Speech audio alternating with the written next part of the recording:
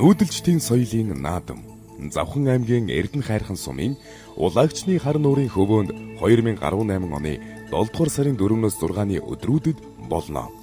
Монгол зан заншил, Монгол соёлоо хүндэтгдэг хүн бүрийг хөрөлцөн ирж унган байгальд нүүдэлчдийн соёлоор аялахыг урьж байна.